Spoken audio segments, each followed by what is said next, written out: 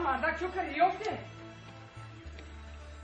بوزا اگه بیوی چی خیلی گو کرد یافته بوزا خیلی نگاه کنو با بوزا گو بکنی با خیلی نگاه بکنی گاه بزنی زبان درست گاه بزنی خدای من گم کردم بوزا گم کنی با در کلی من بزنی با یکی گفتم شوخی کردم کی یکه نخواه من همین چند روزی در نه عدی نه دشت بود بوزا کودگاش من شوخی بکنم با من چیکار کنم من گناهگارم خدایی خونم بوزا همین زیاده آمدم دیدم منم خیلی نقشار کرد الان خورسات بده برو بوزا یا بیار من کنم دیوانش دیان چی شد دیان مرده چی بگی؟ یافتو بوزا یافتی؟ مرده یافتو کمی بزنی چی؟ میگم که رادیو اعلان نمیکنه در رادیو محلی 3 بار اعلان کردم 3 بار یافت نشد محلی در این نوحیه بیده آخی نوحیه؟ ها؟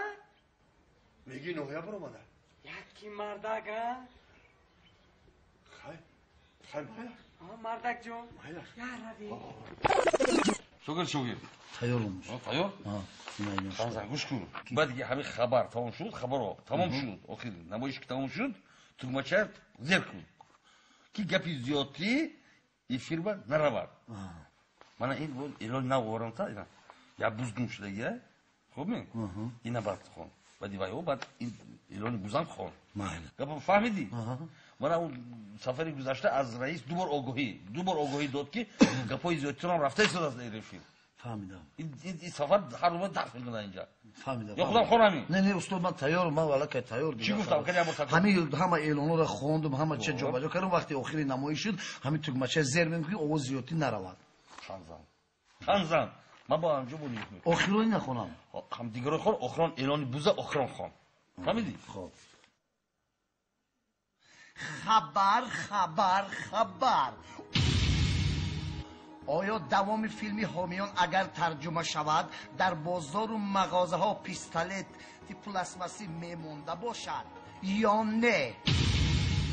امروز بکوش چو میتوان کوش که آتش چو بلند شد جهان سوخت و کلچکه ها در جویبارهای شهر مثل ماهی سیل کنان میگردند. آیا کارکنان خواجگی آنها را به چنگک میقپیده باشند یا نه؟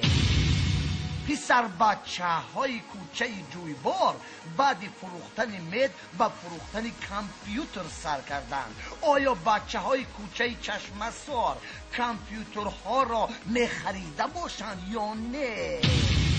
اینک اعلان مطلع هست که دروازه را زنجیر بند و همسایت را دوز نگیر و مقال بزرگ زیر کاردی قصاب نرو که صاحبت را می جوید.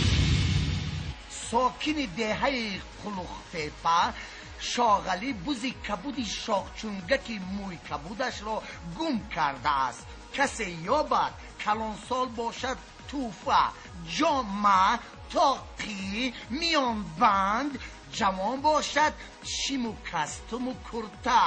آیا دوز انصاف دارد یا بوز زیری کاردی قصاب می رود؟ میموری این بسته محکم بندی آخی ناشیدی شد کجا شد زیر کردی تو بچه